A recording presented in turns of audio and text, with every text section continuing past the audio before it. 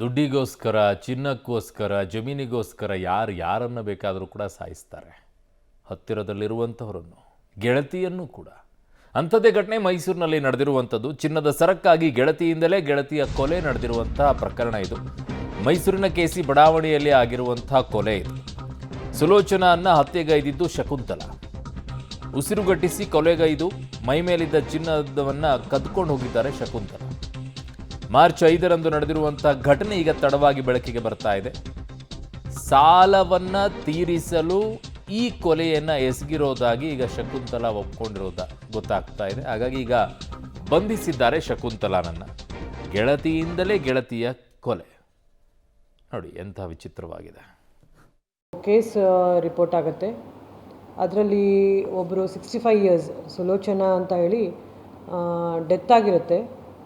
But ಇದು ಡೆತ್ತು ನಮಗೆ ಅನುಮಾನಾಸ್ಪದವಾಗಿದೆ ಅಂತ ಹೇಳಿ ಅವರ ಮಗ ಕಂಪ್ಲೇಂಟ್ ಕೊಡ್ತಾರೆ. ಕಂಪ್ಲೇಂಟ್ ಕೊಟ್ಟಾಗ ನಾವು 194 BNS ಅಲ್ಲಿ ಆ ಕೇಸನ್ನು ತಗೋತೀವಿ.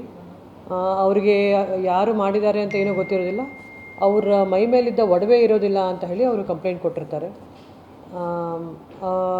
5ನೇ ತಾರೀಕಿಗೆ ಅಂದರೆ ಅವತ್ತಿನ ದಿನ ಅದೇ ಏರಿಯಾದಲ್ಲಿ ಅವರೇನು ಜೆ ಸಿ ನಗರದಲ್ಲಿ ಇರ್ತಾರೆ, ನಜರ್ಬಾದಲ್ಲಿ.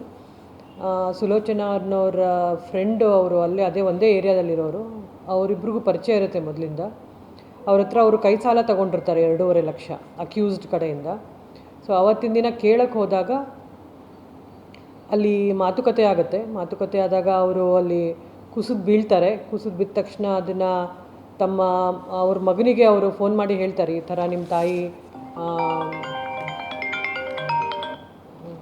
ಪ್ರಜ್ಞೆ ತಪ್ಪಿ ಬಿದ್ದಿದ್ದಾರೆ, ಬಂದು ಕರ್ಕೊಂಡು ಹೋಗಿ ಅಂತ ಹೇಳಿ. ಸೊ ಮಗ ಕರ್ಕೊಂಡು ಹೋಗಿ ಹಾಸ್ಪಿಟಲ್ಗೆ ಹೋಗ್ತಾರೆ. ಬ್ರಾಡ್ ಡೆಡ್ ಅಂತ ಹೇಳಿ ಆಗುತ್ತೆ. ಅವರು ಮನೆಗೆ ಬರ್ತಾರೆ. ಅಲ್ಲಿವರೆಗೂ ಅವ್ರಿಗೇನು ಗೊತ್ತಾಗಿರೋದಿಲ್ಲ. ಬಟ್ ಯಾವಾಗ ಅವ್ರ ಮಗಳು ನೋಡೋಕ್ಕೆ ಬರ್ತಾಳೆ ಆವಾಗ ಒಡವೆ ಇರೋದಿಲ್ಲ ಮೈ ಮೇಲೆ ಅಂತ ಹೇಳಿಬಿಟ್ಟು ನಮಗೆ ಬಂದು ಕಂಪ್ಲೇಂಟ್ ಕೊಡ್ತಾಳೆ. ನಮ್ಮ ತಾಯಿ ಯಾವಾಗಲೂ ಒಡವೆ ಹಾಕೋರು, ಬಟ್ ಇವತ್ತು ಒಡವೆ ಕಾಣ್ತಾ ಇಲ್ಲ, ಬಳೆ ಆಗಲಿ ಚೈನ್ ಆಗಲಿ ಅಂತ ಹೇಳಿ.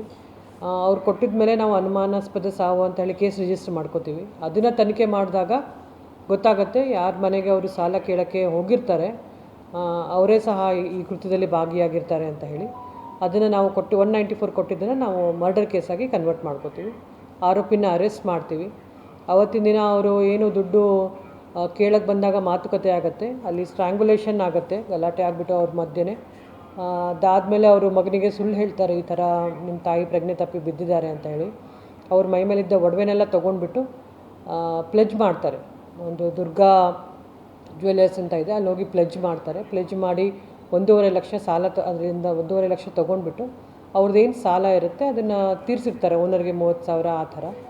ಸೊ ನಾವು ತನಿಖೆನ ಮುಂದುವರಿಸಿ ಅದೇನು ಗೋಲ್ಡ್ ಇತ್ತು ಅದನ್ನು ಸಹ ರಿಕವರಿ ಮಾಡಿದ್ವಿ.